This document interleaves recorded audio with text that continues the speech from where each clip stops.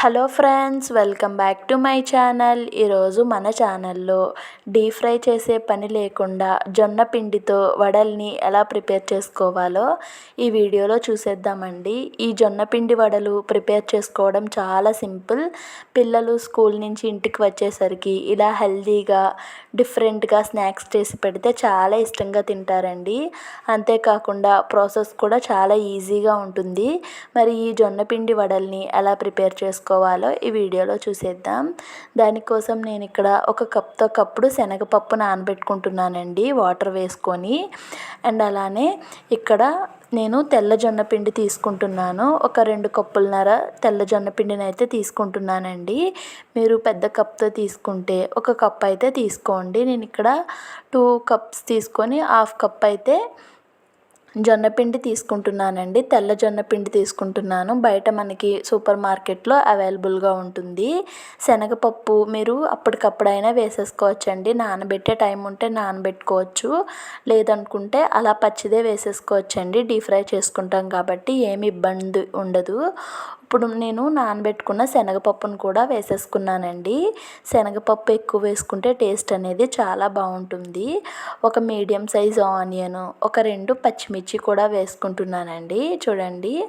And అలానే ఫ్రెష్ది కొంచెం కరివేపాకు, కొత్తిమీర ఇలా చిన్న చిన్న పీసెస్గా కట్ చేసుకొని వేసుకుంటున్నానండి. కరివేపాకు, కొత్తిమీర కూడా వేసుకున్న తర్వాత ఇప్పుడు కొంచెం సాల్ట్ అండి, మన టేస్ట్కి సరిపడా సాల్ట్ వేసుకోవాలి.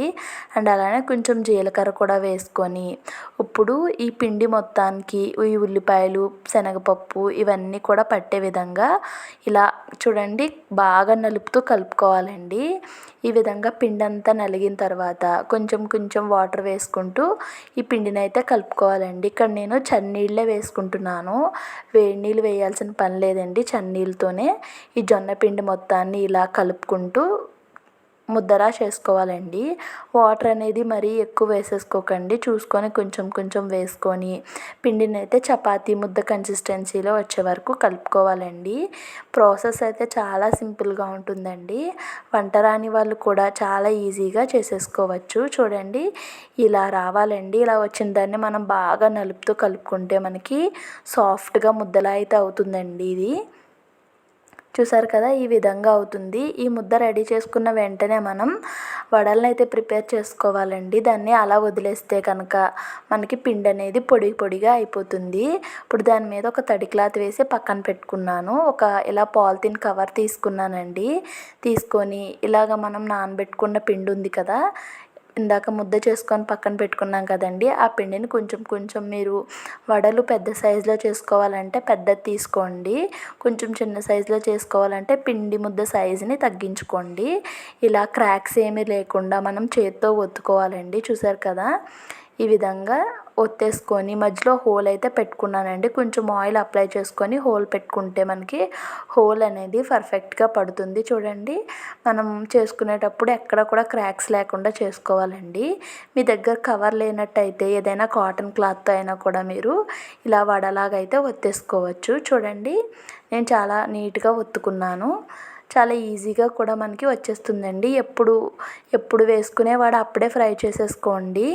లేదంటే కనుక మనకి వీటిని ఏదైనా ప్లేట్ మీద వేస్తే మళ్ళీ తీసేటప్పుడు చాలా ఇబ్బంది అవుతుందండి. లేదనుకుంటే ఏదైనా కాటన్ క్లాత్ మీద అయినా వేసుకోవచ్చు. ఇప్పుడు స్టవ్ వెలిగించి 1 స్పూన్ అయితే ఆయిల్ వేసుకున్నానండి. నేను కేవలం ఒకే స్పూన్ ఆయిల్ వేసి ఇప్పుడు ఆయిల్ మొత్తం ఇలా ప్యాన్కి అవేలాగా చేసుకుంటున్నానండి. చేసుకున్న తర్వాత మనం రెడీ చేసుకున్న జొన్నపిండి వడను అయితే వేసేసుకొని ఈ ఆయిల్ని అయితే వడకి పట్టేలాగా ఈ విధంగా ప్యాన్ని అడ్జస్ట్ చేసుకొని మూత పెట్టి ఒక 2 నిమిషాల పాటు కుక్ చేసుకుంటున్నానండి.